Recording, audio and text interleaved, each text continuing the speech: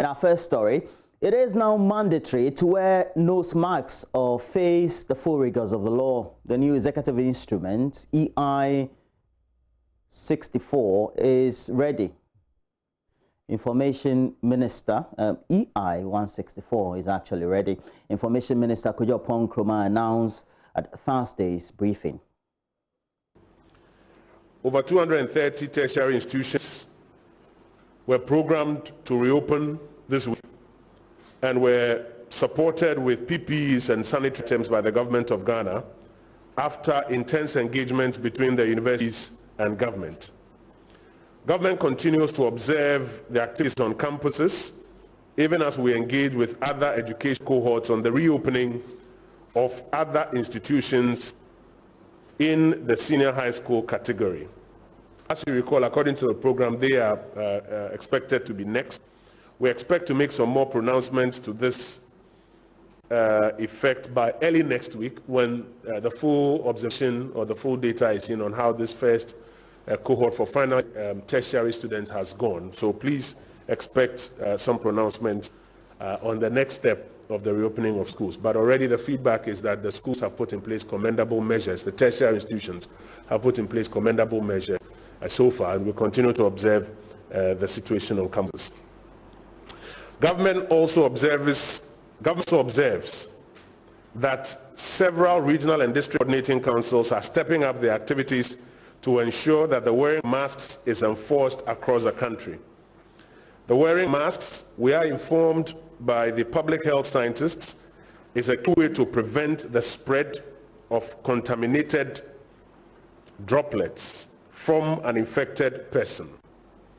It is effective if majority of the population comply with it.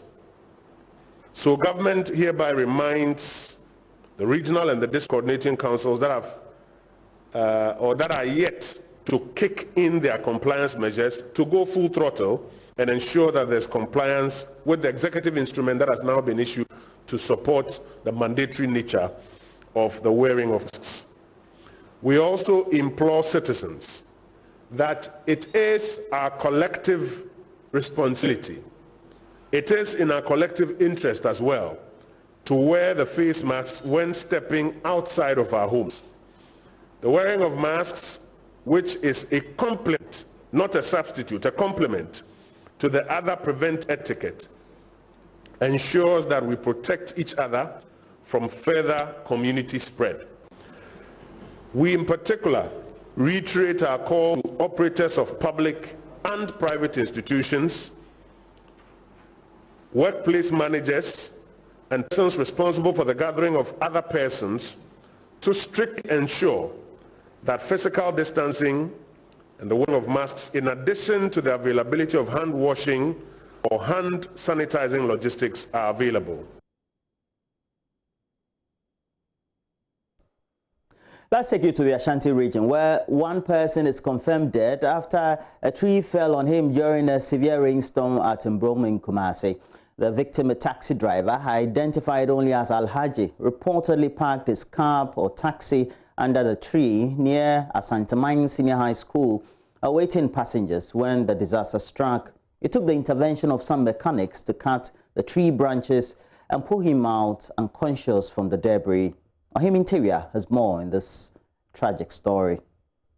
Eyewitness account says two drivers escaped, but Alhaji was unlucky as the neem tree trunk crashed him on the boot of the cab with registration AW 7248-14. Yao Ifa is an eyewitness. Tiacheno nkofa doma ba kuno mbetwitwa ansa na police for neighbor na ya se kan dia buagum ama driver ndi aduana eden na ni hanam dia abubu ama na ni hana twitwa ni ade ne two pavement isu sei na ni no nyina atutu ebe one week yi ni pan na watwe mienu ase na watwe pepepe ni dia we sa pan ti dia we dia show ayi bia na nsanke ye bon ho ban. It is a common practice for floating drivers to take advantage of lorry stations such as Kumasi Tamale, Kumasi Wa, Kejiji to court attention of potential passengers. It took intervention of some chainsaw operators to cut through the trunk of the tree to find the motionless body of the victim. Sources at the Swami Divisional Police Command say the body of the deceased has been deposited at the Konfanoche Teaching Hospital's morgue for preservation. From Kumasi for Joy News, Oime Interior reporting. And you know that we are your election headquarters. We'll bring you all the latest when it comes to the MPP primaries, and that will be taking place tomorrow. But before all that, we have to bring you all the latest when it comes to the election headquarters. We take you to the Bantama constituency, made up of about 10 electoral areas with a population of over 50,000 and seats in the which sits in the heart of Kumasi. Now, once known as Ghana's Florida, all due to its huge voter population of over 100,000 at the time, it combines traditional relevance and election euphoria to draw attention each election season. Now, after the NDC occupied the seat once, following the MPP's boycott of the 1992 parliamentary poll, the MPP redeemed it in 1996. Incumbent MP Daniel Ochem Abuaje seeks to retain the seat, but faces stiff competition from Francis Asenso Boachi, a deputy chief of staff. And Asenso Mensah has been interacting with both aspirants and came through with this report.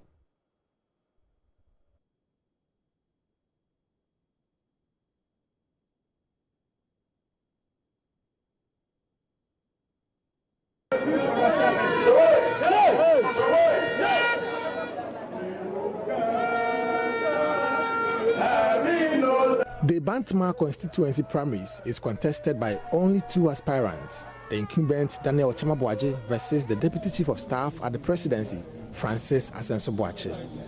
The incumbent NPP has dominated the constituency since 1996 after Ofosu Owusu Jibril of the New Democratic Congress won the seat when the NPP boycotted elections in 1992.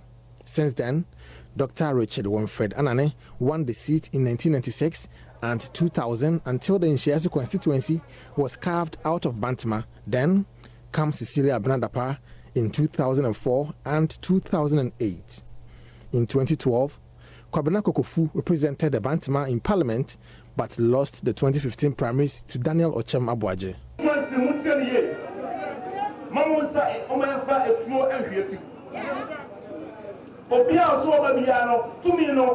So my dumo, so yadio, yani kama mampunya kufado ma ano mali.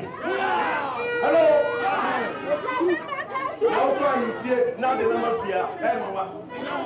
Now when you come. Daniel Ochem Abuaje is the incumbent member of parliament and is seeking to be re-elected to represent the Florida of Ghana politics in the 2020 elections. President Akufo-Addo, who was even once told that he could not become president. By our victory, our hard work, our investment of time, human resources, and money, and mobilization of the people, we won 89%, and today he's the president. And logic, the president is asking for 4 more years because one good term deserves another, he says. So what about me who have to bring him to power? What about me? So if president is asking for 4 more years, I am humbly also asking for 4 more years. Is it just rational and logical for anybody to believe that, yes, we brought him to power, we want to go again with him? And by the way, Bantama, we don't have anything to lose. We have about 3 or 4 people in government, 1 in the legislature, parliament, 1 in the government, and a few here and there. Why should we put all the eggs in one basket? This thing that we have a lot of people in government, so I should stay where I am, and he also stay where he is. It's dead on arrival. Because in that case, then it means that anybody that the president appoints from parliament to be minister or deputy minister means that that person must relinquish his MP position for somebody else to come and take. The additional responsibility that one has beyond the MP position, say a deputy minister, it's even a motivation to help serve your people, bring development to your constituency. So that argument, I believe, is dead on arrival. The question is, Will delegates sympathize with Ochem to go to Parliament for the second time, though he didn't allow his predecessor, Kokofu, to run for the second term? When he was contesting in the parliamentary primary 4 years ago, he made it clear that if he is unable to honor his promises, he should be kicked out. He came to on seats sitting MP who had been in Parliament for just 1 year. In fact, when he decided to contest, the then MP, the MP had been in Parliament for just 1 year, okay? And he did whatever he could. You know, he had a lot of money at the time. He told people that he was going to take 40 people to the US every year. He was going to buy one grader for each electoral area. He said a lot of things. And he has not been able to deliver on any of these promises. And the reason why we are in the contest is because you contest, you win, and you account for your stewardship. And if you fail, then somebody else must come and replace you. Confident Asenso Boakye, the Deputy Chief of Staff, who is known to be the darling boy of President Akufo-Addo, hopes to win more than half of the over 547 delegates in the constituency to proceed to Parliament. My nomination alone is enough to bring all the residents of Bantama on board. Today in Bantama, the name of Asenso Boakye is what everybody is calling for. And given my political experience, from the day that I will be nominated, I will know whatever it is to do to bring everybody on board. So in 2020 elections, I'm hopeful and I'm confident that we will do much better than we did in the previous election. Nana Asenso Mensah reporting. Well, back here in Accra, the founder of the Fan Capital Bank, William Atuasian, has submitted a fresh proposal to the state, pledging to refund some 27.5 million Ghana cedis. Now, this comes after the Attorney General's office had described his initial offer as totally unacceptable. Mr. Asian and 3 others are facing some 26 charges for various roles they played that led to the collapse of the financial institution. Court correspondent Joseph Akablay has the rest of the story, plus an update on the Unibank case. If we did not think that we had a case worth presenting in court such that the minimum burden of having the accused persons being called upon to answer to the charges, we would not have brought the charge. Attorney General Gloria Kufu speaking to pressmen in February after she had filed 26 charges against Mr. Essien and 3 others for various roles they played that led to the collapse of Capital Bank. Mr. Essien's lawyers last month informed the court they are engaging the AG based on Section 35 of the Courts Act, which allows for an offer of compensation or restitution in respect of some of the charges brought against accused persons. This means an admission of guilt, and 4 charges are up for negotiation or relating to stealing. The Attorney General's office in response confirmed the negotiations and informed the court they will consider it. Justice Che Bafo adjourned the case to June 18 for the 2 parties to report to him. Chief State Attorney Marina Pio-Pari on Thursday informed the court the terms were not favorable to the state. She said they were totally unacceptable. She, however, informed the court the state has since received another proposal and was currently studying it. Lawyer for Mr. Essien Bafo Jeubonsu Eshia urged the court to adjourn the case, explaining reaching an agreement will substantially affect the case. Justice Che Bafo adjourned proceedings to July 9, saying should the state fail to reach an agreement, the case will proceed. Another case the state is pursuing relates to the collapse of Unibank. The AG's office has filed fresh charges against founder Dr. Kwabena Dufour and 8 others, bringing the charges up from 68 to 71. Director of Public Prosecution Yvonne Atakro-Bobisa informed the court, presided over by Justice Bright Mensah, that the state has also made available its evidence against the accused person and is ready to proceed. The case has been adjourned to July 16 for case management conference. Well, that's it, the latest news headlines we have, but we do have more news. We have a couple of the newspapers here, many of them dominated by headlines on coronavirus, but more so the primaries of the MPP. And talking about the primaries, we will look at it in detail right here on the show. We have Evans Demako. He is Director of Elections for the MPP right here, going to have some great interactions with us this morning. We're looking forward to it. We are your election headquarters, and I tell you, for the next 36 hours, the coverage of the primaries sits right here on the channel. Stay with us. We'll be right back.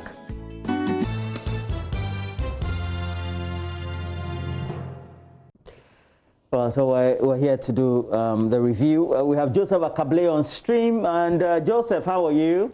Still behind Bob Marley? No, in front of Bob Marley, actually.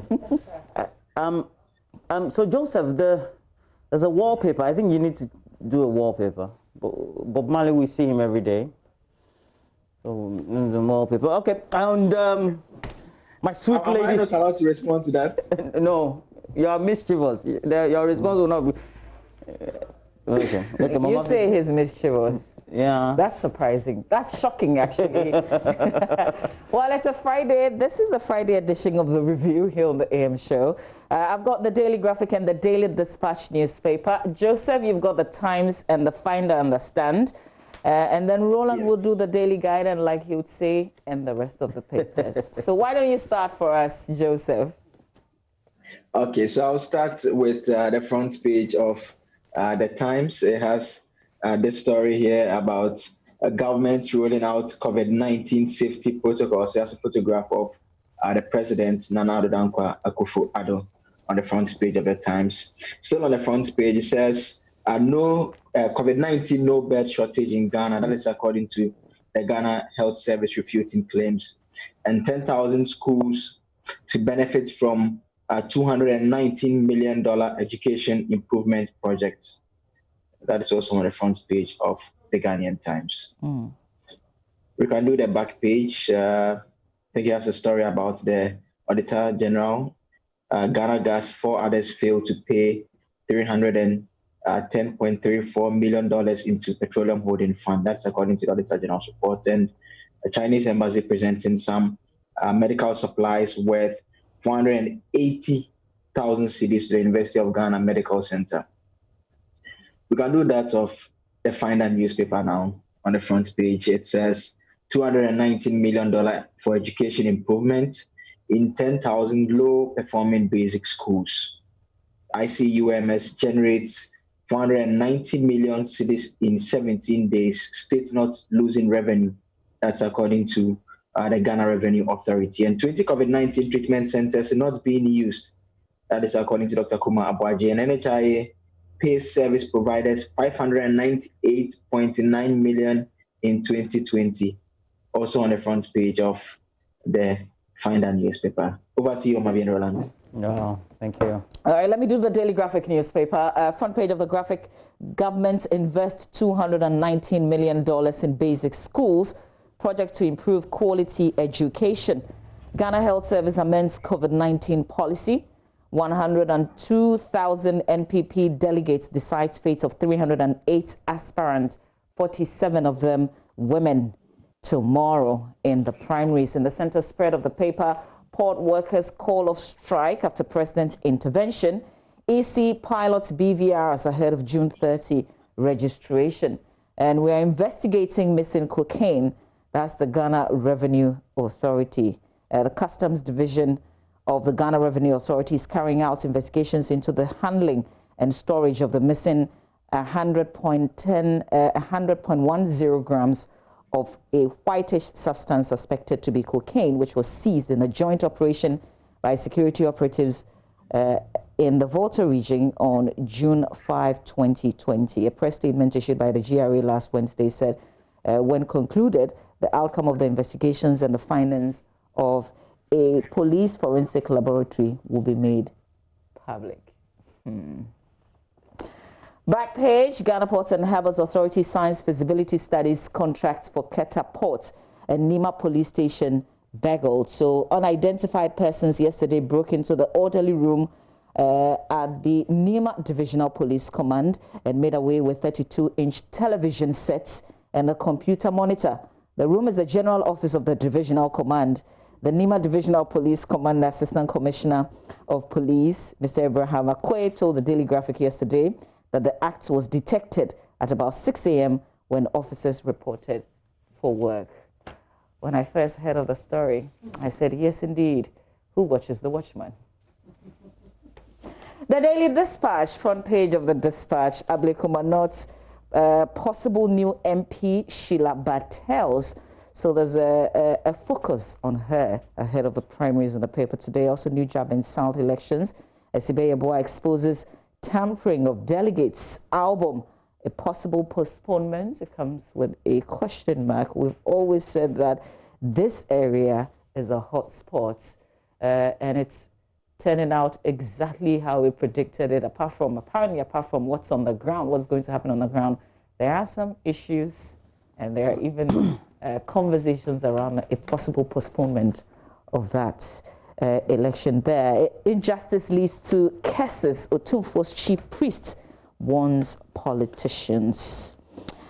By way of headlines, that's how it looks like. And then Sheila Bartels' story is on the back page of the paper. You might want to get to know her well. The paper is predicting that she will possibly be the winner of tomorrow's exercise. If she does, then it will be appropriate to learn about her, even if you're not a delegate, because it means that she's likely to be on the ballots in December. Who knows? That's it for the Daily Dispatch.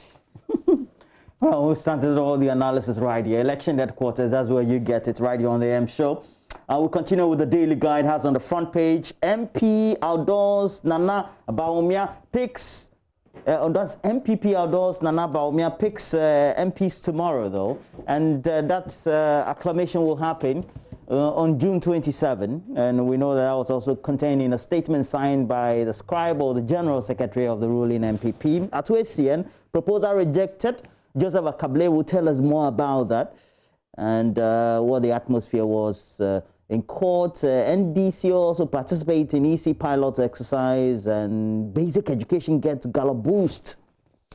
Meanwhile, on the back page is all sports. Napoli fans defying social distancing rules to celebrate Coppa Italia. They won. Decided to go all out, no matter. Despite coronavirus killing 30,000. I think that's a last estimate I saw in Italy. And then we have ministry pays Kwesi Appiah some $70,000. It was paid 850,000 a month. I don't know which one. We have made about 20,000 Appiah. Oh, David Luiz never learns, we're told. And you saw him very abysmal in that Arsenal match. And 3 companies supports the GBA. That is the Ghana Boxing Authority. On the front page of the Daily Guide, it's MPP elections, and it's captioned appropriately. The Daily Statement says MPP elect PCs, that's parliamentary candidates, tomorrow. Front page of the Daily Statement newspaper. Acclamation of Akufo-Addo slated for June 27. And then we do have an attached picture of the president saying that we're doing it, we're doing it. We'll do more to improve basic education. Again, the president being quoted there. Up there is a story for which Joseph Akable is playing an integral role for us. Attorney General rejects Atuesien's proposal to refund 27.5 million Ghana cedis in total. Yeah. Okay.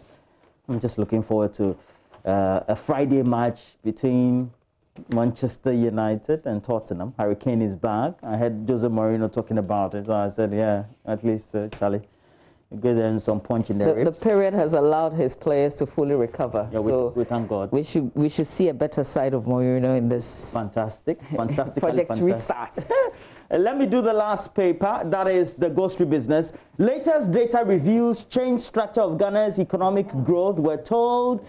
And if you take a look at it, it says it reveals significant changes resulting from impact of the arrival of COVID-19 pandemic and Ghana's socio-economic policy response. Well, yeah, we responded well, according to the newspaper. GRA rakes in 490 million Ghana cedis revenue from ICOMs in 17 days. $310 million also remains outstanding to Petroleum Holding Fund. Okay.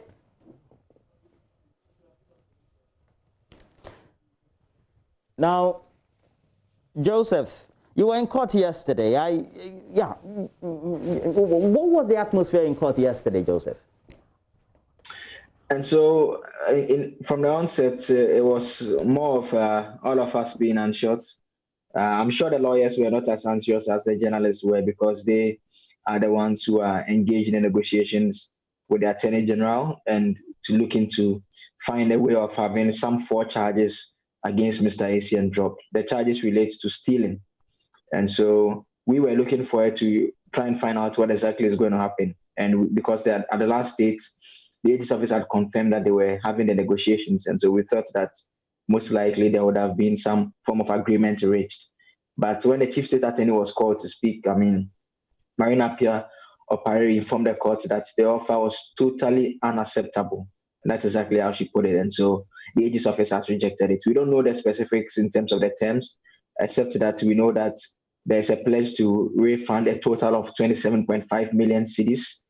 We understand that he has already paid 1.4 million cedis according to him. He again says that he has some cars, 19 cars that were brought into the country that are in the custody of the Economic and Organized Crime Office.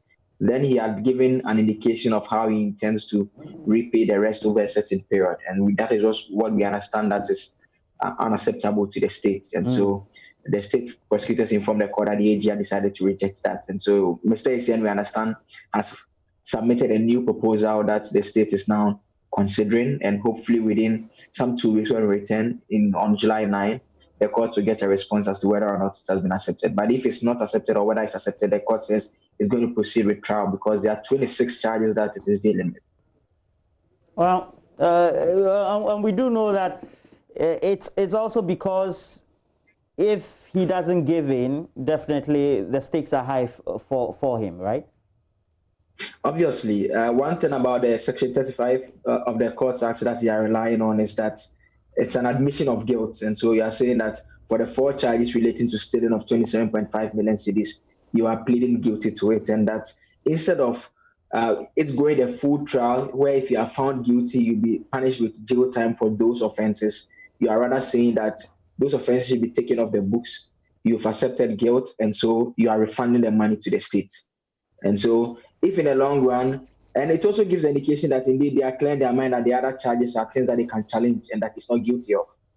And so obviously, if in the long run he's found guilty of the other charges, we are not predicting, we are just doing analysis. If he's found guilty of the other charges, it means that obviously, if this is one that he would have been found guilty of, he would have served a lesser jail term. On the other hand, if he accepts, he goes through with this and he refunds the money and he's found guilty, he's found not guilty for the other charges, then obviously he works and avoids the risk of having been punished for these charges as well. And so that is it by way of how it looks for him. All right, let's talk a bit about COVID. And I got a video. I got a video from Benis Abubeidu prompting me about a frontline health worker, a doctor at the Komfanochi Teaching Hospital, who posted this video. First of all, I want us to listen to her. I'll share a bit of some other facts with you, and I'll tell you what we intend to do later on with her on the show. Here we go. For the past 3 weeks, from where I work, I've realized that the usual symptoms that we know, the sort of flu-like symptoms, those still there have not been the common presentation for most of the patients who tested positive. I've had a couple of friends, colleagues, who have come to me with just a sudden onset of anosmia, which is change of smell. And screening about 20 of them, none turned negative, all turned positive. What I will encourage is, especially with the females, when we go to the markets, carry your alcohol rub with you, the ones that you can spray.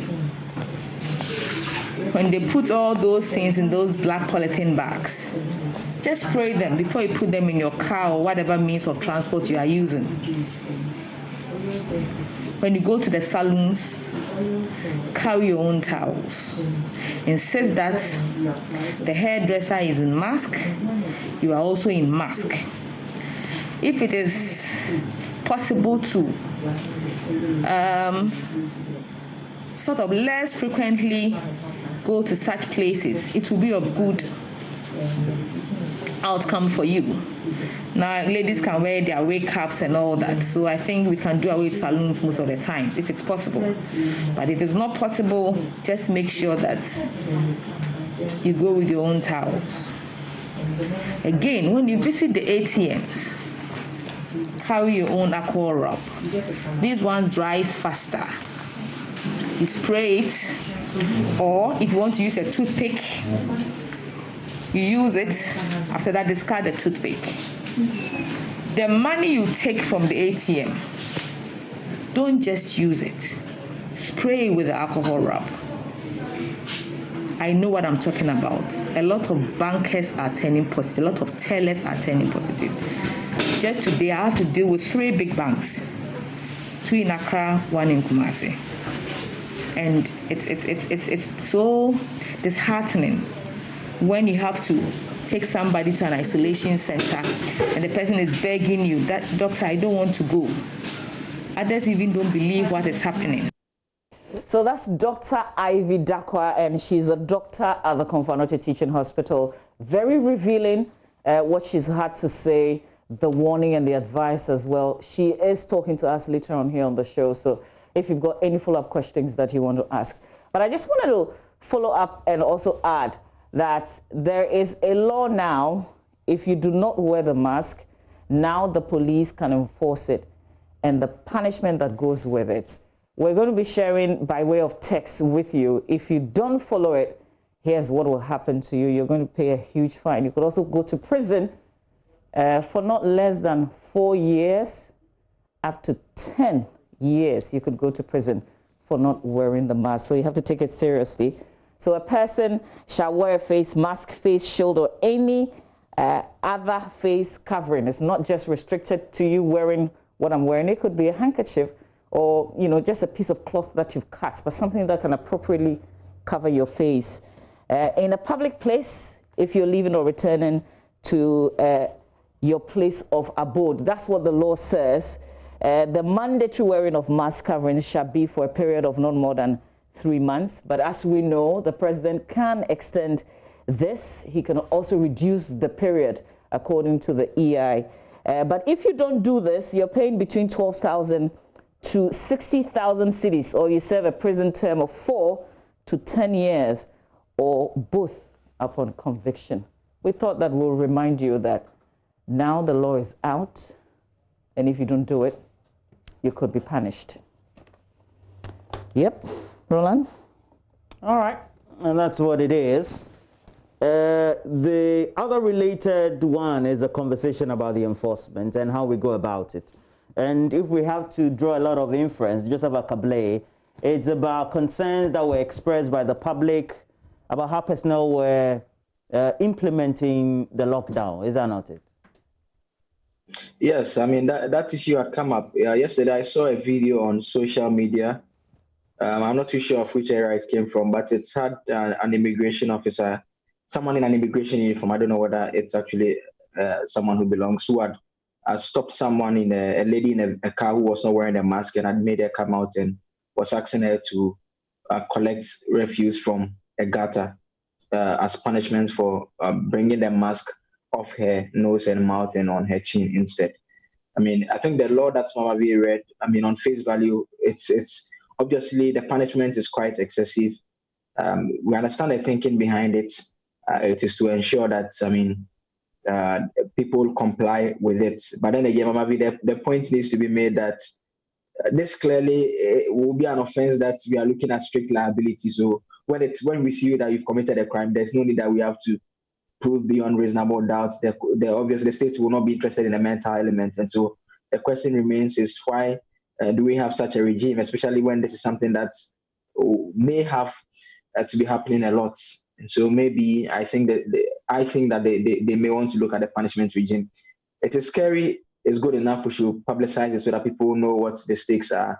but we should be able to, from what we've seen out in town, we still have people who are not sticking to it, and so it should be such punishment that we can easily hand to people.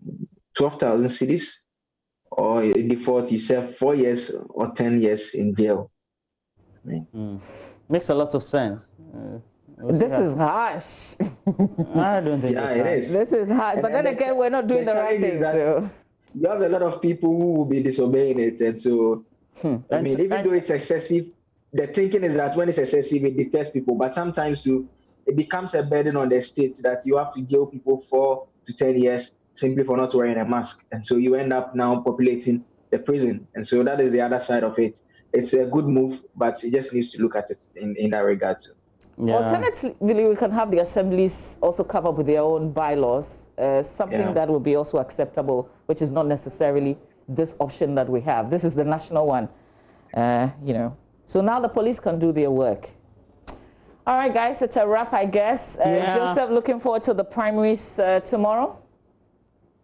Absolutely. We are looking forward to bringing our viewers, listeners, those who read on MyJoy Online on all the other platforms, their very best coverage. I will be at one of the constituencies I'll be telling you about later on to bring you the very latest. Okay. All right. Great. Well, it's the birthday of our own, 2 of our own with Joy Business, Fred Duho, and then also Charles Aite. You're celebrating your birthday today, and we wish you all the best. And also from Bunti Benjamin, Achime Bwakwa. He says, Roland, as much as I urge all aspirants and delegates to put the MPP first, permit me to endorse Dr. Mark Asibe for New Drabin South, Daquan Newman for Kankwe South, Francis Asenso for Bantama, Sylvester Tete for Botiano, and Kofi Into for Kide constituency. Hey, Bunti Benjamin. He's done his list. I have a very special birthday before we wrap up. It takes someone special to be a dad, and that is you. W01 Victor Kwesitando. It's from your children, Fosua, Beatrice, Esther, and Sophia. Wishing you a very happy Father's Day. We all pray for long life with good health. We love you, Dad, and God bless you. So, Daddy W1 Victor Kwesitando, from all your children, wishing you a happy Father's Day ahead of the day on Sunday. Stay with us. We've got sports, a lot of action after this.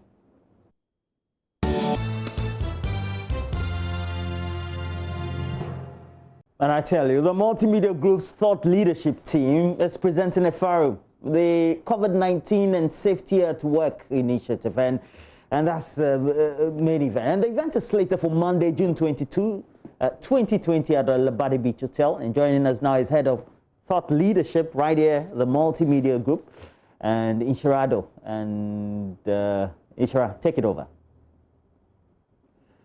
Roland, and well, as you know, we're not in normal times, and from the 15th of June, we all had to stay home till quite a while in the about a few weeks ago. Now, people are resuming work. There are lots of questions that people might have about how to stay safe at work. As you would know, at Multimedia, we recorded some cases. There are other organizations that will be concerned about how they make people transition back into work and remain safe. And so we working with New Crystal Health Services Limited to with support from Farm Access to be able to put out a forum and get some experts to answer questions around how you can be safe at work and how employers can also ensure that employees are safe at work. It's an area that you need the right expertise from people who are either medical doctors, clinicians, and the occupational health experts, which Dr. Aloteado is. So I'm going to bring Doc in now. Doc, this we all agree is an important conversation that needs to be had, but why are we doing this at this time? Well, thank you very much, Inshirado. I hope you can hear me. Good morning, yes, everybody. Thank you for the opportunity. Who's been in operations for well over a decade.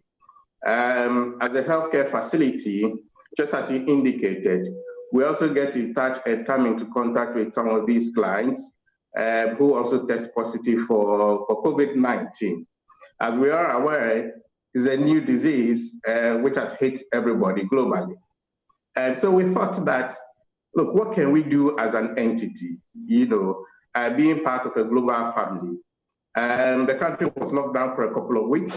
And eventually we noticed that, look, it is not sustainable. So we've got to find a way to literally live with the virus.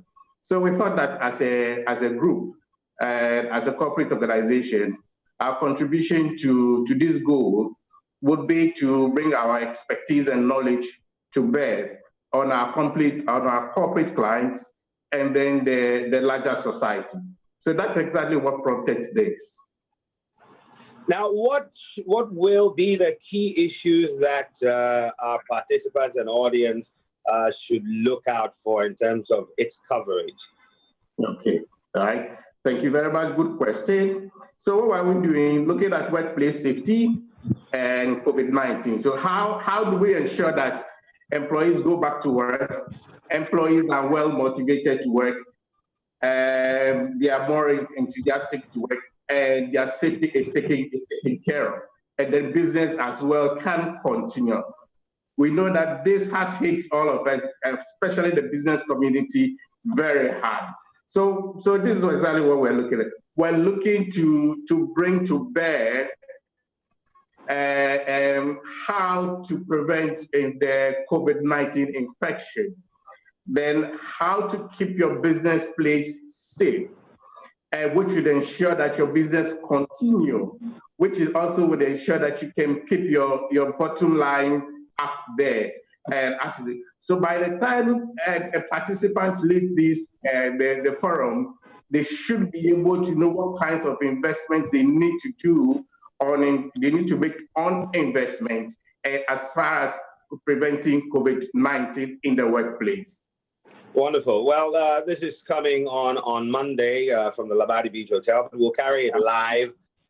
We will be sharing a registration link for all those who would like to participate because they may not have access to TV or radio, and so that they can join the Zoom, the webinar aspect of the COVID-19 Safety at Work Forum. Well, we're happy to be working with you. When the idea popped up, we thought it was a brilliant idea. It's a timely conversation to be had. And we look forward to working with new Crystal Health Services and Farmer Access to bring this all-important conversation to our audience. And well done to you guys. And we look forward to having a great conversation and maybe by so doing, help contribute to the fight against COVID-19. Absolutely, and I think the opportunity to invite the general public and everybody who may be interested, especially heads of institutions, CEOs, schools, public schools, private schools, and churches and organizations as such to take advantage of this and join us on the forum on Monday. Thank you very much. Well, definitely. Thank you very much, Dr. Ado, and it's nice talking to you. Over to you in the studio, Roland. And, well, thank you, Inshira and Dr. Aloteado. That was a good one. That was a great one as well. And we're doing it right here in this time of COVID. The virtual conversations and making sure that we all at the world of work are safe and how we need to promote safety within the workplace. And all the details of the webinar, this great conversation will be with you. But when we return, we're having a conversation. Mama Biosabwaje is having a conversation with a medical doctor with the Konfanochi Teaching Hospital, Dr. Ivy Dampa. Please make sure you stick and stay.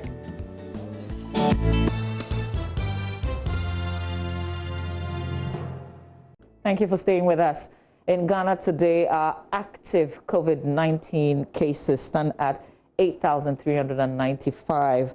And it continues to go up. People are simply refusing to do the basic things that they can do to protect themselves, putting many more people at risk by not doing the right things.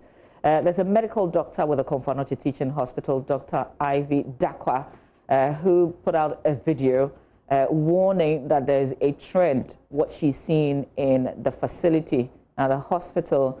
And she wanted to tell all of us about it, which is symptoms that people are presenting. We've tried to raise her via Zoom. We want to see if she can hear me. Dr. Dakwa, good morning to you. Hopefully you can hear me all right. Yeah, good morning. Okay, great. Good to see you. Thank you for the video that you did, by the way, because I go to the market, I do the salon, there are always fears, but you actually don't know what is right. What more can the people do? So I found it very insightful. I shared it with our viewers this morning, but I wanted us to build on that. So explain, you're asking us to take towels when we're going to the salon. It's a Friday. This weekend, people will go to the salon. Before I start, I'll say good morning to your listeners. My name is Dr. Mrs. Ivy Dakwa. I'm actually at the KNUST Hospital, not Kompanochi Teaching Hospital. Okay, great. Yes, and I'm an ENT surgeon at KNUST Hospital.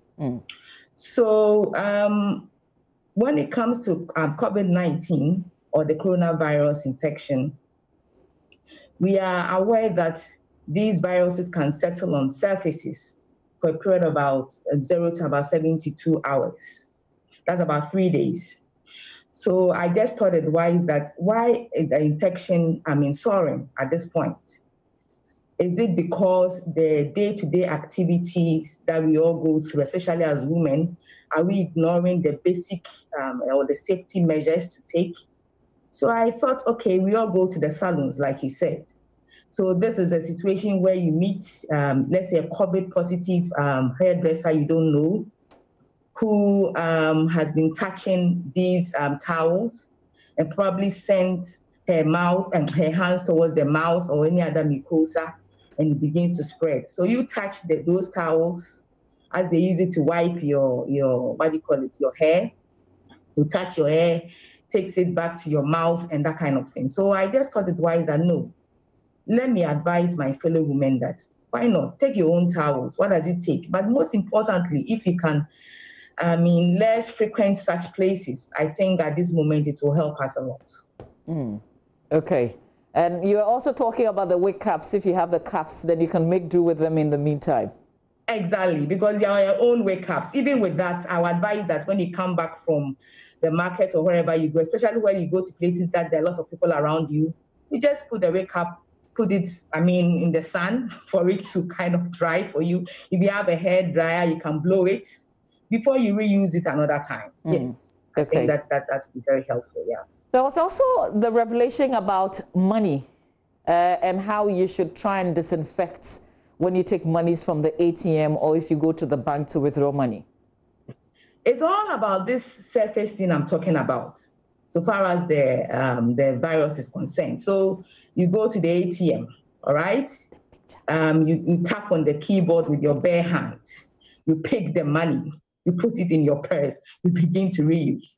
I think in this age of COVID-19 and understanding the disease, it will not be advisable. So I was advising that when you stand before the ATM machine, for instance, you have your alcohol rub or maybe you have a toothpick. So you use the toothpick to press the keyboard. Take your money. The money you take, I've done it several times. The alcohol rub, it dries faster. So the money you take, you spray it, put it somewhere, it gets dry immediately, then you are safe to reuse it. These are some of the measures that we can take as individuals just to protect ourselves and protect our loved ones. Okay. There's also the issue about people presenting not with the cold, the fever, but people are just simply losing taste. How does it happen? So I don't feel any other thing, I just can't taste. All right, so let us go through a bit. You know that when we started with this COVID-19, we were told about there are common symptoms. We have let's say, people can be asymptomatic, where you don't have any symptoms at all. Then you can have the mild symptoms. Then you can have moderate to severe. Then we have the critical symptoms. So with the mild symptoms, we are talking about your usual fever, nasal congestion, runny nose, sore throat, headache, and all that. Then you come to the moderate to severe, where we are having this kind of pneumonia-like symptoms. Then the critical is I always call them the failures. So you have a respiratory failure, a heart failure, and all that. Now, what I realized, I would say it's an observational study, because I'm talking about what I have observed at my facility at the KNUST hospital.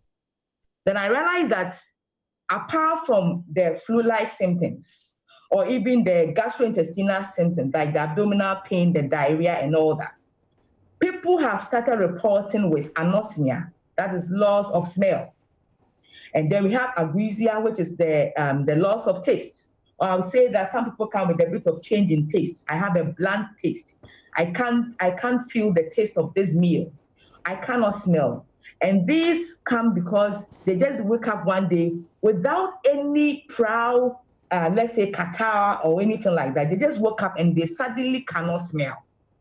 And I've had very close, colleagues and relatives like that. And all I was saying is that it's a bit bizarre and weird. They don't have fever, they don't have headache, they don't have anything like that. Then we decided that, okay, let us screen, because it's a weird presentation. Don't forget the disease is new. We are all studying the disease and understanding it each day. So I realized that when we screen all those people, they were turning positive. Then I asked certain friends around and said, oh, we are also experiencing that. People are turning in with loss of smell, loss of smell. Then I said, okay, let me do this to a small group that I joined to. And then before I realized it has gone viral. So that is what I've come to realize. Yeah. Okay, so what's the advice for the many people? So if I suddenly woke up and I couldn't smell or couldn't taste, what should I do? So if you suddenly wake up and you couldn't smell, you couldn't taste, I think the best thing is to report to a health facility. Exactly. So when you go there, they will reassess you. You understand? Because sometimes they will have to react. If you come to me, for instance, and you say, yesterday I had a call from someone who said, I cannot smell. I asked the person to join my clinic, and I realized the person could smell. You understand? So any doctor will reassess you, and there are other factors we look at. If we think that you fall into that category, why not you be screened? Because it's good to catch people early in the mild or asymptomatic stage than to catch them in the severe and critical stage, so that we avoid the high rate of the high incidence of mortality. Yeah. Okay, just finally, I know you have to go. Is there a particular reason you are addressing women? Oh, obviously because I'm a woman. And I think that there's one thing I wanted to talk that wasn't in the video. You know, COVID and children, you know, as mothers, we have kids at home. And then what I've come to realize is that the kids I usually present with a mouth form. You know, they did the studies in China, where they said that about 4% of kids present asymptomatic. About 54 to so present with mild.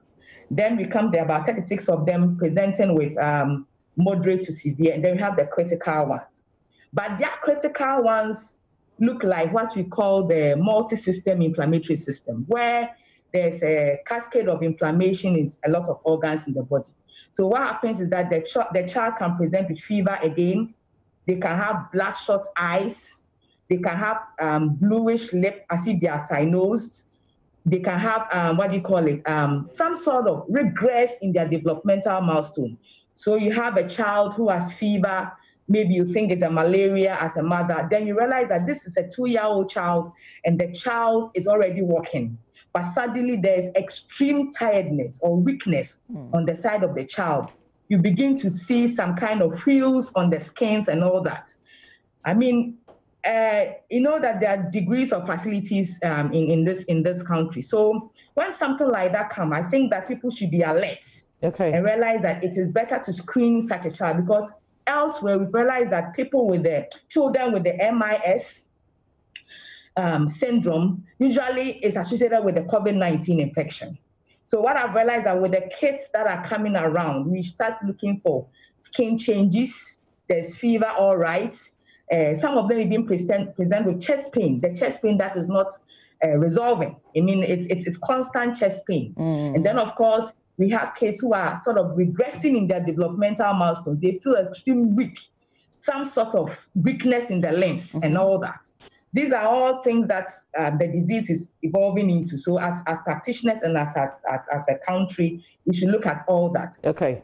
All right. Another thing in the video that I'll touch before I leave is about the immune boosters. You know, I talked about how as individuals we can boost our immunity. And we know that the natural ones are always the best. So if you look at taking vitamin C rich food, you can get them in, let's say, the cauliflower, the broccolis, even the sweet potatoes, the green peppers, the sweet peppers, and all that. So it's good. When it comes to zinc, you can substitute by maybe getting the zinc tablet in addition. But then there's something that we call the vitamin D, all right? And over here in Africa, we know that we are about 20% of the population is deficient in vitamin D. And then studies have shown that those who are deficient in vitamin D, when they get exposed to the COVID infection, their severity is a bit high. So in other words, there's a correlation between vitamin D deficiency and the severity of the infection of COVID-19. So vitamin D, I mean, there are lots of foods here with vitamin D. So we have our fortified milk, our eggs, and all that. So I think people should eat well. And I think if we eat well and add a bit of supplements, whatever happens, we're likely to fall in the asymptomatic or in the mild to moderate. Okay. So that in all, we reduce the incidence of mortality. Yeah. Dr. Ivy Dakwa, thank you very much for availing yourself. Thank you for your advice. Thank you for the work that you do. We wish you the very best, and we pray that you also stay safe. Thank you, and you too. All right. And take care. Okay, that's a surgeon with the KNUST Hospital. She started off with the video that went viral, and we thought, let's have a longer conversation with her so she can open up on all the other issues. So please take the advice as you hit the salon this weekend. Make sure that whoever is taking care of you is wearing a mask, and you are also throughout the salon session, you're also wearing a mask. And take your own towel if you can. It is a must. Take your own towel from home to the salon. Please stay safe. Stay with us at your election headquarters. We've got the NPP primaries, the conversation before the primaries with the Director of Elections of the party. Roland Walker has that conversation with Mr. Evans Nimakon. Stay with us.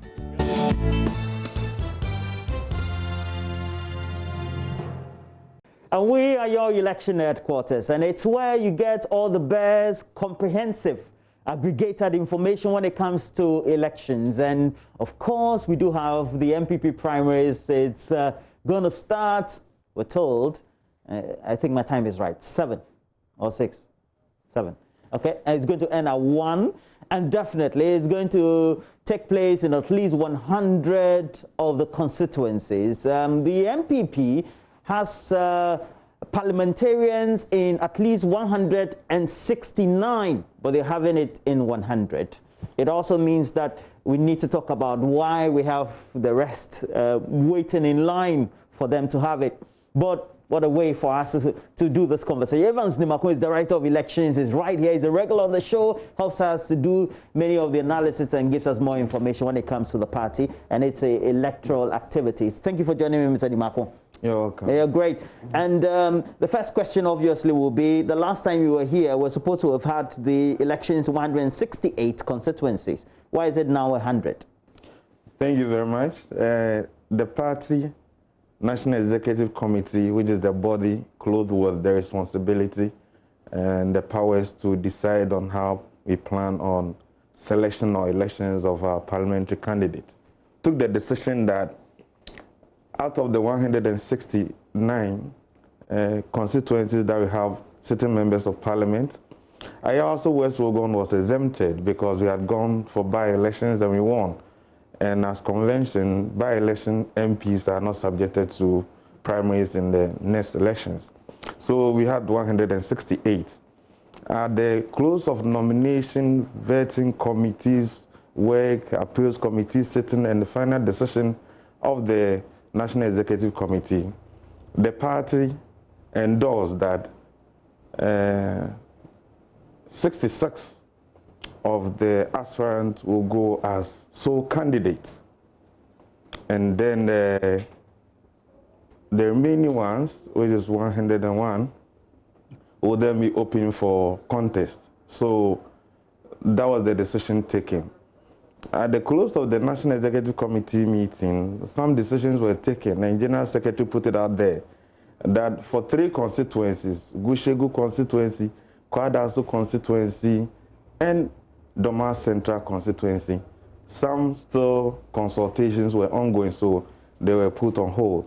But just 3 days ago, the party leadership met again, and the issues have been resolved. So they are coming on board the arrangement. So, for instance, Doma Central, our hardworking Minister of Health, Honorable Kokwaj Mamenu, is going in as the sole candidate. Thankfully, Dr. Yao Yabua stepped down and has shown his support to the minister to represent the constituency once more in Parliament. In the case of Gushegu constituency, the sitting member of Parliament on his own had written to the national leadership that he wouldn't want to participate in the primaries again.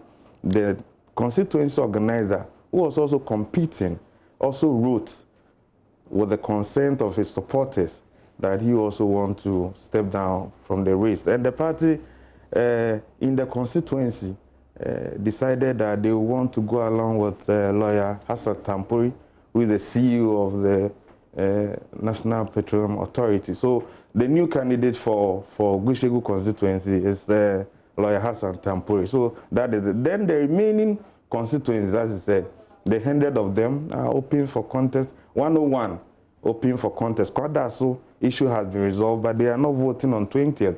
They will be voting on Wednesday after 20th. So these are the arrangements that were put together by the National Executive Committee. General Secretary communicated to the party rank and file and the world at large.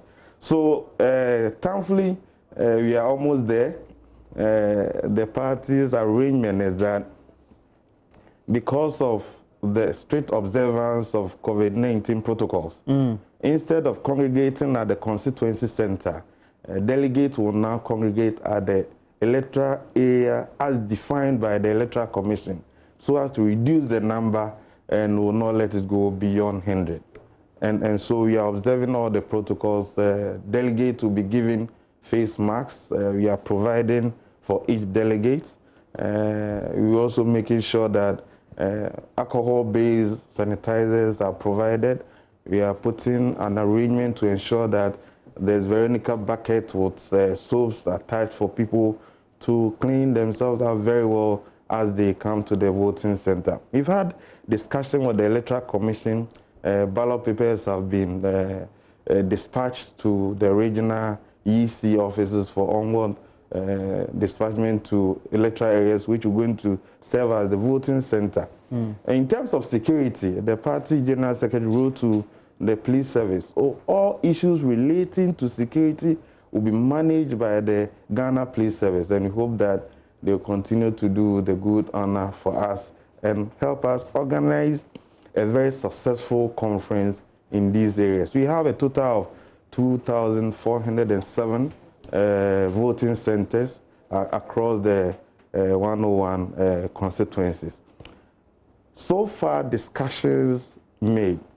We expect that aspirants will comply with the party's constitution dictates, go along very well with the rules of engagement as stated in the rules governing the conduct of the primaries, and also bear in mind that the party is the supreme. And so they and their supporters have been advised. For our delegates, the polling station executives, electoral area coordinators, constituency executives, our council of elders and patrons who have the capacity to vote as delegates, they are not too much of a problem in situations like this, but sometimes the supporters who might go beyond our arrangement. So we are urging all party members that what we've done so far, they should crown it very well with this peaceful conduct, attitude, behavior on Saturday. Okay. This is the first time such serious political activity as elections is taking place in this era, COVID in Ghana. We are therefore expecting that we all observe strictly the protocols and also make sure that the ultimate is the victory for the New Patriotic Party. Yes, where people feel aggrieved, National Party has sent out national officers who will be responsible for each of the regions. So where there are grievances, these are individuals who step in to help. There are some basic rules, like the provision, just like you've done in the past, and also for the national elections that we've all learned are the basic rules.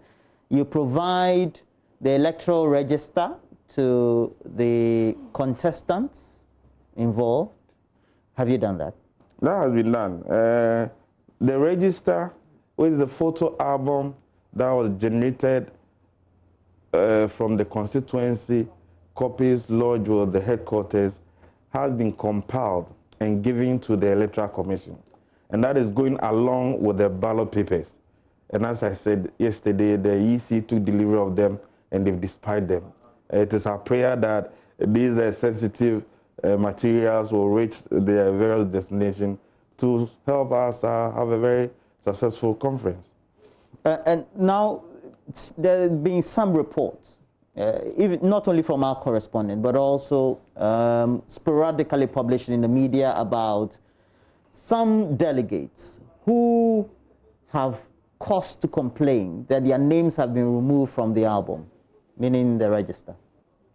Has it reached your good office? Well, we've received not too many petitions. I can speak to Asante Achim North constituency, and some people involved have taken the issue to court. So the party is not going to go ahead to conduct the primaries tomorrow. We will make sure that the issues are resolved, and then we can go ahead. So yes, aspirants were given copies of the registers. I mean, it comprises our polling station executive. They are known. If, for instance, you go to Dome Kwabenya constituency or Adenta constituency or Bantama constituency or Doma East, our polling station executive, each polling station, we have 5 of them, and they are known. So it's not going to be possible for anybody to delete and insert. We expect that where there has been slight challenges, candidates or aspirants will approach leadership for us to rectify those challenges. It shouldn't be difficult. I can understand sometimes people also may raise their own hypotheses to find solutions, answers, and that stuff. If genuinely there has been any such deletions, we will look at them and resolve them, because we expect that, as we did in the orphan constituencies, tomorrow's conferences will also be conducted in a manner that will project the New Patriotic Party as the party that has the know-how in conducting itself within the space provided within the legal framework. As of now, how many petitions do you have regarding concerns about disqualification, concerns about photo album names, the deletion? Well, in terms of disqualification, we've not received any petition. When the party put together the arrangement to conduct the smooth primaries, we had a vetting committee in place, and we had a National Parliamentary Appeals Committee in place, and then the National Executive Committee. All who appeared before the vetting committee and then the Appeals Committee were made to appreciate the need for the party to go along one same wavelength, and it was agreed. Aspirants agreed that the decision of the National Executive Committee will be accepted because they have signed to an undertaking that they respect that as. So people who were not encouraged by the National Executive Committee to participate in the primaries have not come up with any petition. The only petition we can talk of is what was coming out from Asante Achim North, and the people have gone to court. Before the announcement of the General Secretary concerning the people who have been recommended by NEC, some people had invoked cases. And in the General Secretary's press statement and press conference, stated categorically that constituencies that such incident occurred, the leadership must take the necessary steps and take those people through the disciplinary measures and announce that those people involved remain suspended. So such disciplinary measures have been put in place. And so those people, party really takes strong stance against such attitude. It's alien to us. The New Patriotic Party believes in contestation, and I always cite that our president has always gone through contest. But you also believe in the rule of law, and people who are aggrieved, you go through due process. Yeah, you go through due process. You don't go to the stream to invoke cases. I mean, because somebody wants you to become an MP or wants somebody's father, mother to pass on, I don't think that's the way to go. Okay. You, Jojo, I mean, we are lucky we have what we call the National Conflict Resolution Committee of National Council, chaired by our Chief of Staff. We hope that people who have concerns will approach her and get issues resolved. Okay. What will be your last message to the delegates in the first place? Well, thank you very much. Our delegates are executive, they are leadership, and we expect that they will lead by example. Our aspirants have put in a lot of effort. We know that tomorrow is going to crown it all. We expect that, we wish them good luck. We expect that they will comply with the rules of engagement.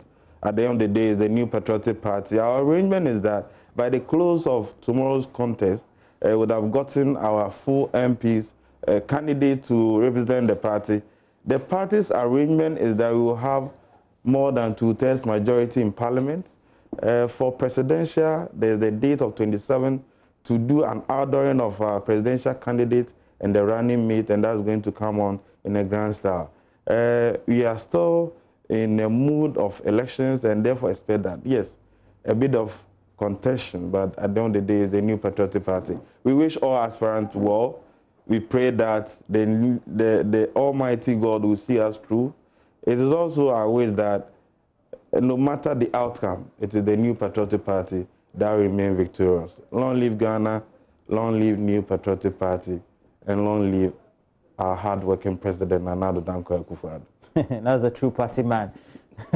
Well, Evans Demako is Director of Elections for the MPP, and you're starting with time? We're starting at 7 a.m. And then closes at 1 p.m. After 1 p.m., the EC is not going to open the ballot box. Counting will start after 1 p.m. and results will be declared at all the electoral. Results will be announced at all electoral areas. It will be collated at the constituency secretaries, and the EC will do the final declaration. That's all. Now, all well said and done. Thank you very much, Mr. Evans Demako, Director of Elections for the MPP. We need to have a conversation about our fathers and how we look through the lenses of fatherhood with religion. And we're going to have our discussants very soon. Mama Vio Sabaji will do that, but let me just run this by you. For the shield that you've always been in times of trouble, now for the love and affection that you've always portrayed, for the stern yet essential admonishment you gave when we faltered, for pointing us in the right direction when we strayed, we say thank you, Dad. Make sure you pamper your dad with our special Father's Day package and enjoy a 1-month free subscription on the Graphic News Plus app. And that event is a cool 250 Ghana cedis by the rates. Cool one. And we have great partners. Alisa Hotel is on, and then we have Silverstone Board, ATL, proudly being part of this initiative. It's also brought to you by The Mirror, Ghana's most popular weekend paper and graphic courier. So fast, so easy. And that's why we're going to have a next conversation. Father's Day just over the weekend coming up, a day after that election by the MPP. And what a way for us to have this conversation. Some of the great fathers, those who inspire, those who lead the church, those who lead the mosques and the whole congregation we have for the topmost religions of the world. Bishop Charles Arjun Asari and boss of the Perez Chapel International is there. He is the founder, great inspirer. Another inspirer is Sheikh Arimiyahu Shaibu. He's a great educationist, an Islamic cleric, and a motivator for all of us. I say good morning to all of you. Mama Vio Sabaji is coming up with the next conversation. How are you all? Yes. Very fine. Thank you so much. Good. Okay. All right. And, so Bishop Ajasari, good morning. Good morning, Sheikh. How are you? Fine. Well, so we're taking a break. When we come back, Mama Vio Sabaji with these two wonderful people we have in Ghana.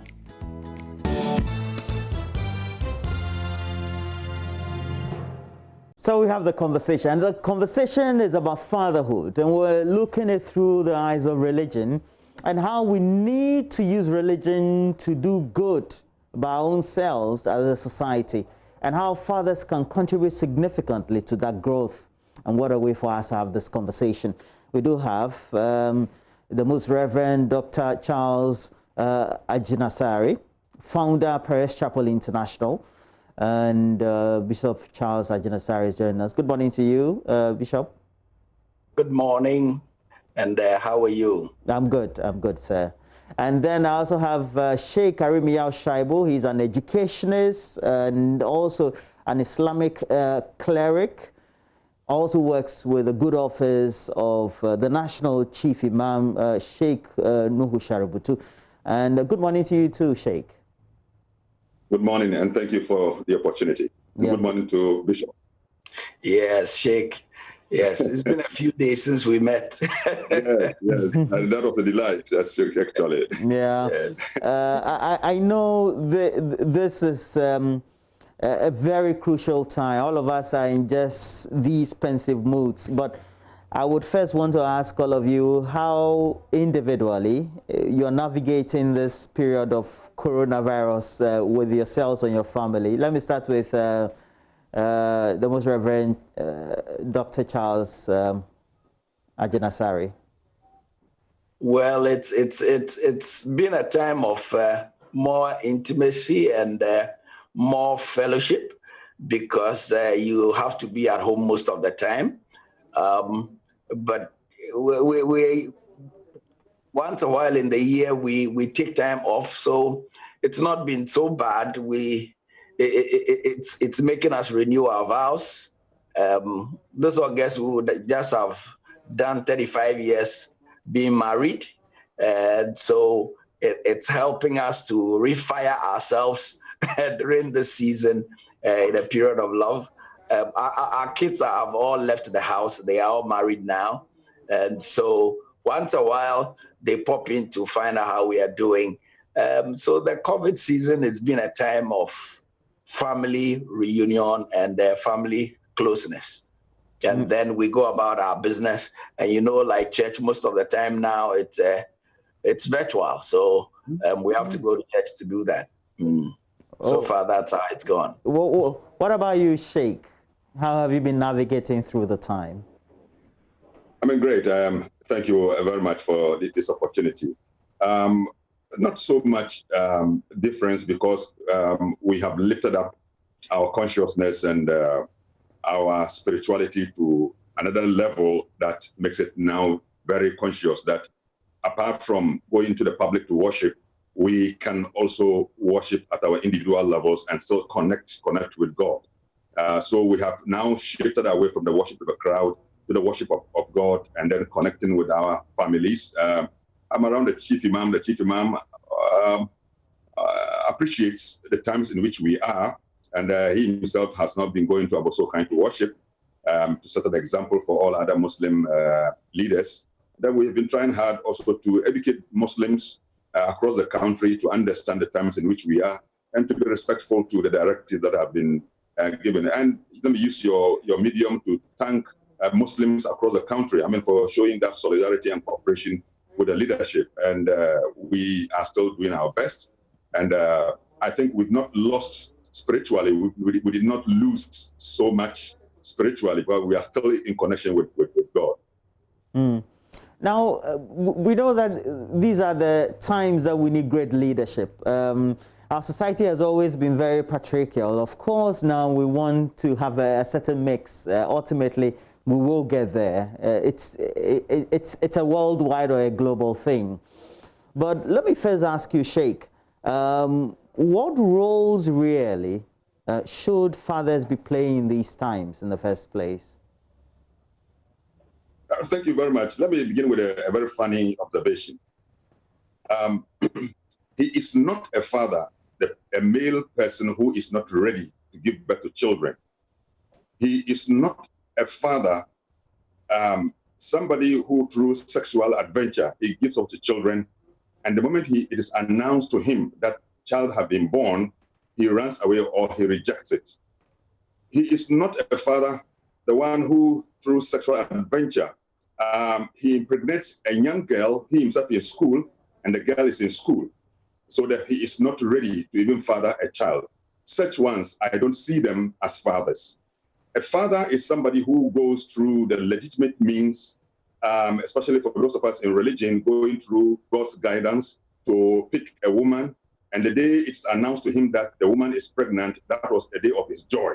And he is prepared for a child to be born, and he is indeed ready to take responsibility and bring the child up to the level where he meets the expectation of God and the expectation of society, and he leads a good life in this world. Such people are those that I call fathers. And so a father is an initiator of a family. A father is somebody who is a planner for the family. A father is a role model. A father is an inspirer. A father, is a guide and a missionary also in a family. A father is a mentor. A father is a counselor in a family. A father is a support in the family. A father is somebody who inculcates values, both of belief and both of social and moral values in children, and make them whole as, if you like, within the Islamic understanding, to become up as the vicegerent or the representative of God on earth. Just like in Christianity, we say that he comes with the image and likeness of God. And such a person is the one that I see as a true father who assumes responsibility, pays school fees, support mother to be able to do things, works with the mother very well to inculcate the best of values in children. I mean, this is in the nutshell what I see as the role of a father. Can I pose that same question to you, Bishop? The role, yes. I think Sheikh has handled it very well. A father is somebody who is responsible. A father is not somebody who just goes about to impregnate a lady, no, but goes through the processes and comes to a place where he appreciates the fact that he's gotten married and then he gives birth. He's responsible for the children. He trains them. He teaches and trains them. A father is not somebody who in the house is an authoritarian to his children. He commands them about. He doesn't give them permission to also say their views. And when the children are wrong, he just beats them or punishes them without explaining to them why they must endure punishment. A father is somebody who is not permissive. He doesn't allow the children to do what they want. As long as they are in his house, they haven't attained adulthood. The father guides and leads the children in the ways of God, in the way people must function in society. A father is somebody who loves and brings control to the home. And love and control also has discipline in it, so that the father doesn't get to a place where, like David, when his son Absalom, had been killed in battle, David was crying, "Oh, my son, Absalom." Now, when a father gets to a place like that, it means that at a certain point, there was a breakdown of fatherhood. Fathers are very special people. They are very rare species of beings, because there are many people who have given birth and are not fathers. A father is not somebody who is absent in the lives of his children, because it's been proven by psychologists that most children who don't perform well in school don't have a father in their lives. Most children who end up drug addicts, thieves, and doing other things don't have a father in their lives. So fathers play a very vital role. And like Sheikh said, they give support and identity to children, for children to be able to grow to become the kind of people they have to become. Unfortunately, society doesn't celebrate fathers much. You know that, I mean, at this season, if it had been Mother's Day, you know, everybody will be talking about Mother's Day, etc. I agree with that. It's because we've had issues where there's been a lot of absentee fathers and a lot of irresponsible fathers. And society is such that when children are growing up, they, you know, mother breastfeeds them. And as mother breastfeeds them, there is a bond that is created. And so children want something, they go to mother. Unfortunately, when they go to mother, a mother goes to father to ask for the thing. Mother doesn't tell the children that father says, take this. Mother just goes to give the thing to them. So children growing up think that it's mother who is taking care of me. Father goes to work, and you know, most times, most mothers, when they are pregnant at a certain time, they won't go to work, or when they deliver, but father has to be at work every time. And if you check the traffic situation in the days we live in, father may have to leave the house at 5, get back home probably 8 or 9. And so children don't get to fellowship with father so much. So as the children grow, they keep seeing mother. Even when they grow up and they get married, mothers will go and visit the children because father has to still work to take care of mother. So children keep adoring their mothers, and their fathers lose out. Yeah, true. And Sheikh, I've known you for a very long time, I believe for 20 years now, the whole of my career as a journalist. And at the end of the day, you have worked in a peculiar situation. You started in education, and now you're really into the sphere of religion and impacting society. But because you are a Muslim, you're well embedded in the demographics of the Muslim population. And fatherhood in the Zongos, in the Muslim communities, is more now a daunting task. How do you think we can have role models in the community in which you've always interacted or interfaced with, who really are the father figures? I mean, thank you very much. Even before I get there, I mean, I would thanks to Bishop for highlighting some of those very important roles that father plays. Indeed, sometimes I think society has not been fair to fathers, especially on the day of celebrating Mother's Day. Indeed, many of the great men that you can see in the world today have been mentored and fathered and led and inspired by fathers. In fact, check across the world. I don't think that many of the great men that you can mention today are people who were not inspired by fathers. Great number of them were inspired by fathers, like myself, like Bishop, like the Chief Imam, like others, other very responsible people. In fact,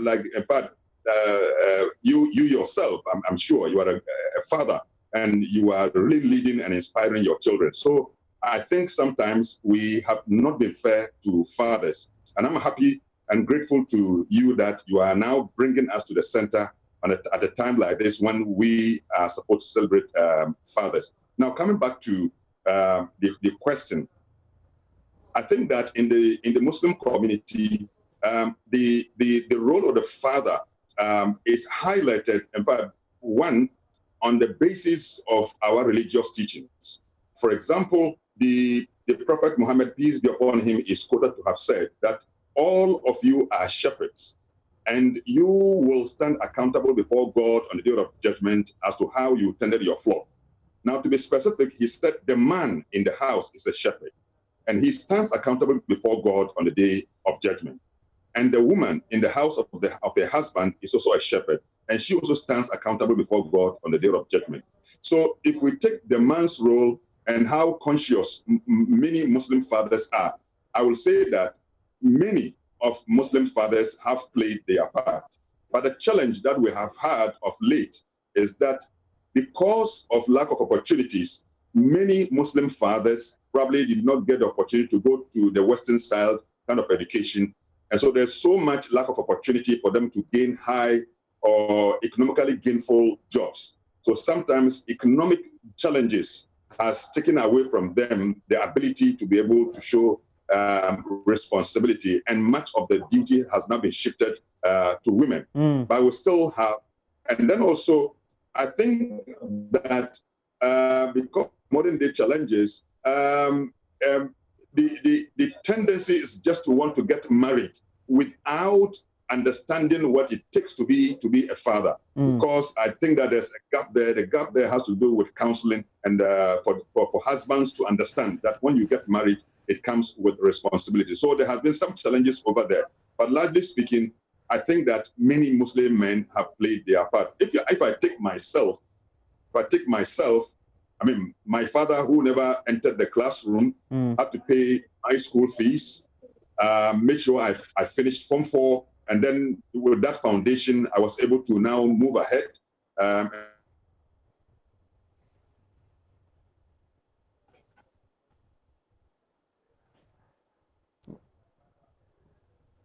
Well, we're having a freeze in that. But Bishop, before he comes on stream, the Bible has a lot of characters, a lot of father figures. And they all seem to be warriors, even though they are spiritual. They all seem to be very hard nuts. They're very masculine type. And so they present very non-emotive figures, so to speak. But the society we live now is permeated with a lot of emotions. Now, how can we mix those figures in the Bible and relate them to the current world that we live now? In the first place, I don't see the kind of Bible that portrays that to you, because we have for instance, with Abraham, Scripture tells us that God knew that he will train his children after him. You come, and earlier on I mentioned a man like David.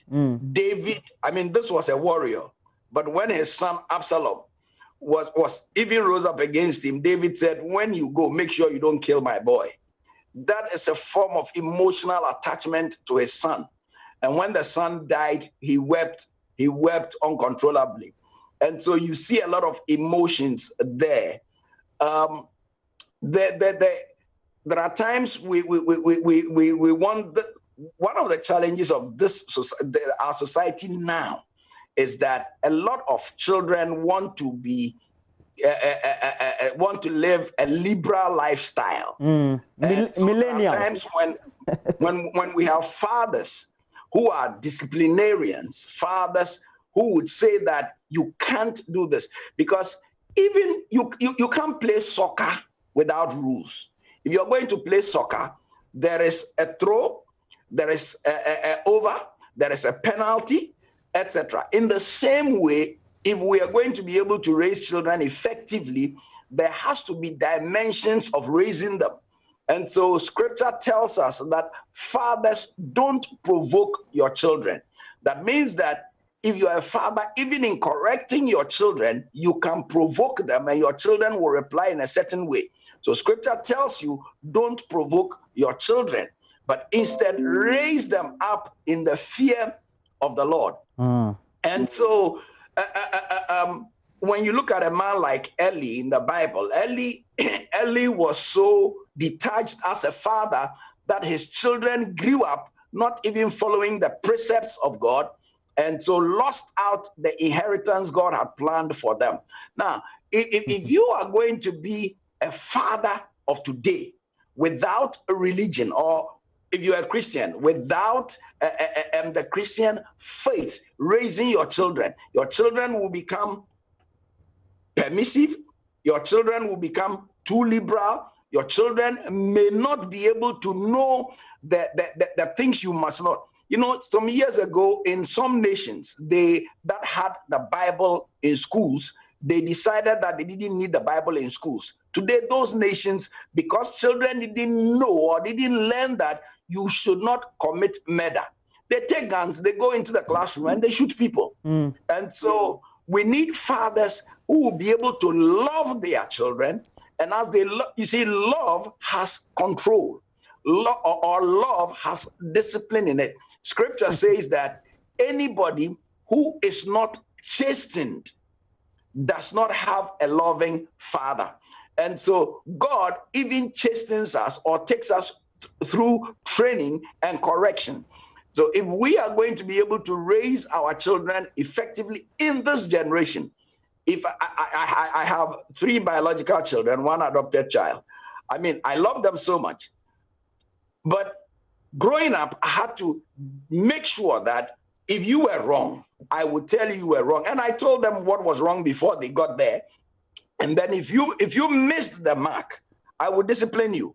But in the course of the discipline, I would still put my arms around you and make you understand that the reason why I'm disciplining you is because you did A, B, C, D.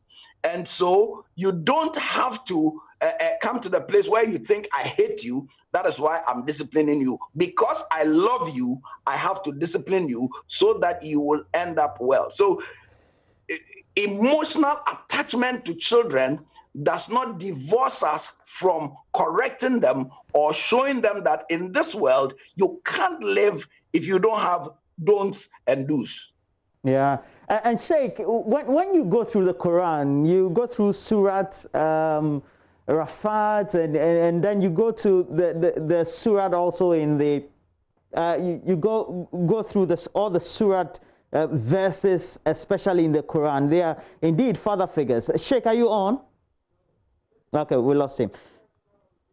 And so, Bishop, then I transition to you. You see, the reason why I asked that question is because we seem to have now gone away or left the strong personality of the father, the masculine personality of the father, and now saying that we want to ease into the related issues of fatherhood, how emotional, permissible, feminine we have to be, because we're seen to be too hard.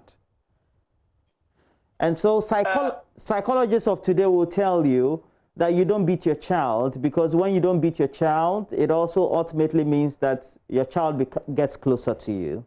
Back in the day, they say be stern.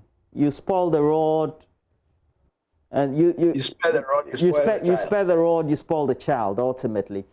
And if we have to fuse that into the role of the father, the discipline of today, knowing that there's an outcome tomorrow, how do we fuse that into the brains of the children we have today? You can tell that what the psychologists are saying has not worked. I give you examples of how children of today, in most countries where these psychologists propound these theories, take guns and go to the classroom and shoot people. I remember a few years ago when David Cameron was Prime Minister of England, the young people went on rampage in the UK, and there was this young black guy who was not found wanting, and they were surprised that for him he was like that. So they interviewed him on BBC, and they asked him, why is it that we are not seeing a lot of the black boys go on rampage and do the things? And he said that because you can't do that in most black homes, because your father would deal with you, or your mother would even deal with you. You see, that kind of, I think that the problem we had in the past with disciplining children was the fact that when the Bible says, if you spare the rod, you spoil the child, people thought that if you are using the rod, hurt the child. No, but if you use the rod, you are just inflicting, you want to inflict a little pain. When my children, now I read a lot on child discipline, you know, before I had children. I had my firstborn at the age of 25, you know, and when my boy was 10 months old, if something happened and the mother hit him, you know, gently, the boy will hit back. So I would also take a little pencil and hit him, and let him know that, no, you don't hit mommy back. That little pencil inflicted pain. So the boy associated pain with no. For a little child, that is very important. So scripture saying, if you spare the rod, you spoil the child. That is what it means. So growing up, as they grew, now, if he was wrong, I will spank him. But like I said, after the spanking, I'll put my arms around him, pick him, and put him on my laps. I remember my daughter one time was saying that when she was young, I will spank her, and after spanking her, I'll put her on my lap and put my arms around her and try to tell her that, you see, I love you. And she used to wonder love and the pain. But if you love, you would correct. And so using the cake, you see, if you check our generation or the older generation, because of correcting with the cane, most of the children turned out right.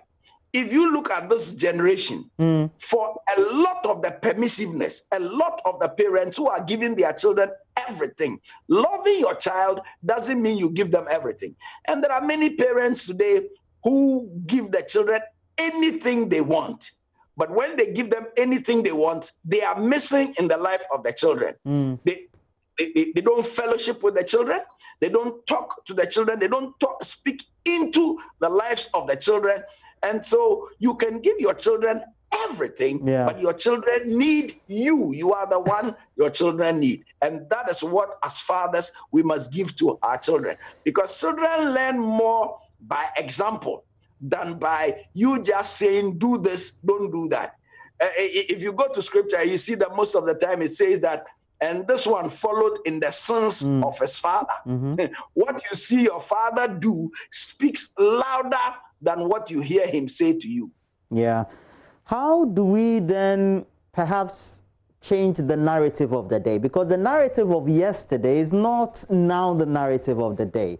To say that, look, the way to go has always been the way it was yesterday. And I take you from, for example, many of the conversations around Donald Trump, for example, in America, and the way he puts religion and the tenets of religion and the way they related to his judged sinful life or past, while we know that what he wants to do is the right thing within the context maybe of the Bible or religion, etc.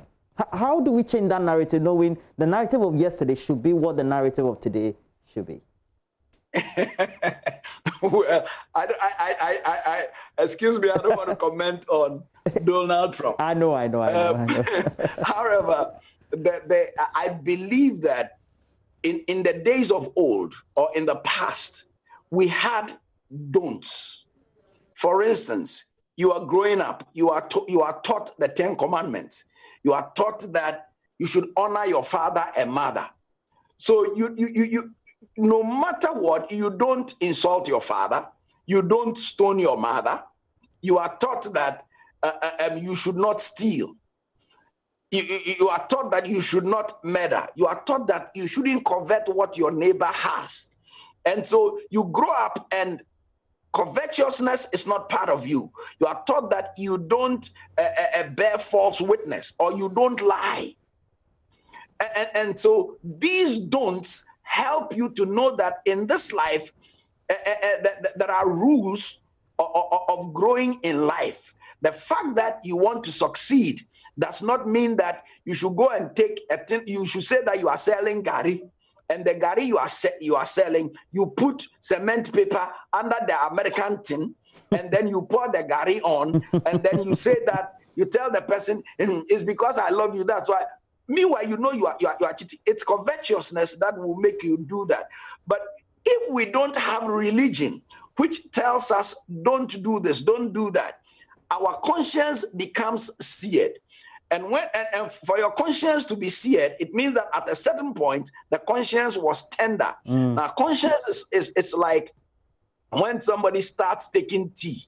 if you start taking hot tea, the first time you take hot tea, you see that it burns your tongue. Definitely. The next time you take it, it will burn your tongue. But after a while, you can take hot tea and it will not burn your tongue because your tongue has become seared.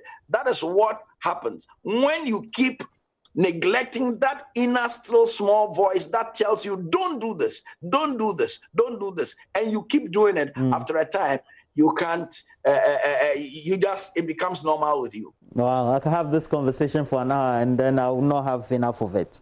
Well, that's where we have to end the conversation, and thank you for joining us. But we also have to wish you Happy Father's Day in advance. You're a role model to all of us, indeed the whole society, and for those who you reach through your social media platforms, we say that always continue to be who you are, and God give you the life to bless our society. Thank you for joining us. Thank you. Happy Father's Day to you. And Sheikh, Happy Father's Day to you. Happy Father's Day to you, and thanks so much for this joyful interaction. Well, thank you, Sheikh. I know that the internet worried us a bit, but that's what we are. We wish you a Happy Father's Day too, Sheikh Arimi Al-Shaibu. Thank you so much, and God bless all fathers, including mothers also. Well, so that's been our conversation, but our conversation and what we're looking at next is about masks for all.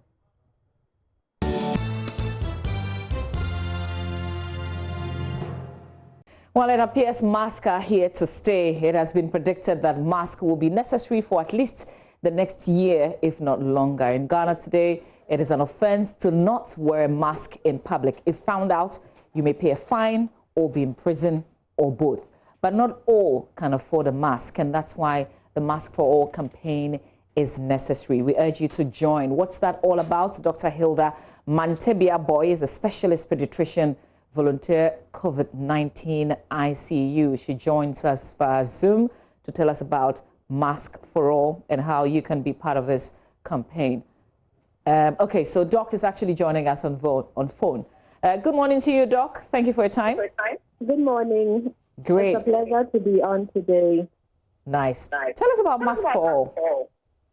So Mask for All is a campaign that is aimed at raising funds, getting masks together so that we can distribute to the vulnerable in society. So we are targeting the prisons, we are targeting orphanages and people who are generally unable to afford these masks. And how can people watching us this morning contribute to Mask for All? So you can either give in mask or you can give in cash. We also have people that you can contact if you want to get them sewn and donated to us. So either you give us mask, any number. No number is too small. So you can give us 1, you can give us 10, you can give us 100 or 1 million even, so that we can get to our target and be able to distribute. The AMA is also supporting us, and so even if you want to drop them off over there, that is possible. You can drop them off at the Joy FM premises as well, or call the contact number that I will mention. Okay. But whilst you get ready to give us that contact number, what kind of mask are we talking about? What can people give? So we're looking at the cloth face mask mainly, not the disposable ones. The cloth face mask, the standard ones preferably. So the 3-layered masks that are FDA approved ideally, those are the ones that we are looking at getting. Okay. Have we started the sharing in any form? No, we haven't started sharing yet. We are still in the process of collecting them. And I must mention that even though we are advocating that everybody should get the mask, children below the ages of 2 years are not supposed to wear the mask because of the risk of suffocation. Again, people who have difficulty breathing or for any reason are not able to take off the mask themselves are not supposed to be in mask. And if they have to wear the mask, it has to be supervised. Okay. Does it mean a 2-year-old or below that age should not go out? So ideally, all the other protocols that have been mentioned to prevent the COVID-19 are recommended in this age group. So for them, you can do the physical distancing, avoid the crowd, the frequent hand washing, and all those other things, but the wearing of face masks. Okay. And possible, they should stay home or in around their home environment. Okay, great. What's the targets for the mask for all? How many masks are we hoping that we can collect? We are very ambitious, actually. So we are looking at about 1 million masks. Okay. 1 million masks. But like I said, any number is accepted. Whether 1, 2, 10, 100, 400,000, we are ready to take any number that anyone wants to donate to us. Okay, great. Okay. I have a mobile money number that I'm going to put out. So if people want to contribute by way of cash, they can contribute. But you're also asking if you have the mask to give, you can drop them off at the front desk of Joy FM. You mentioned the AMA. Are there other places? Yes, because we are partnering the Accra Metropolitan Assembly in this project. They are supporting us. And it's mainly organized also by the Coalition for Event Organizers and Producers in Ghana. Okay, great. So the number is 059-585-1160. We'll try and see in the next... Okay, it's on your screen, actually. So if you want to contribute via mobile money, we urge you to Mask for All. And the targets, Doc, finally you said 1 million? Yes, an ambitious 1 million. 1 million, an ambitious 1 million. Okay. Is this restricted in terms of the distribution to the Greater Accra region, or you're going beyond the Greater Accra? No, it's not.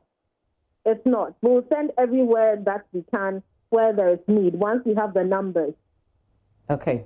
All right, Doc. We'll try and add our voices to this call and get people to contribute on Mask for All. Also seeing that apart from the fact that it's got health implications, it's also an act that is punishable by law now. So, Doc, thank you very much for your time. Thank you for telling us about Mask for All. We wish you well.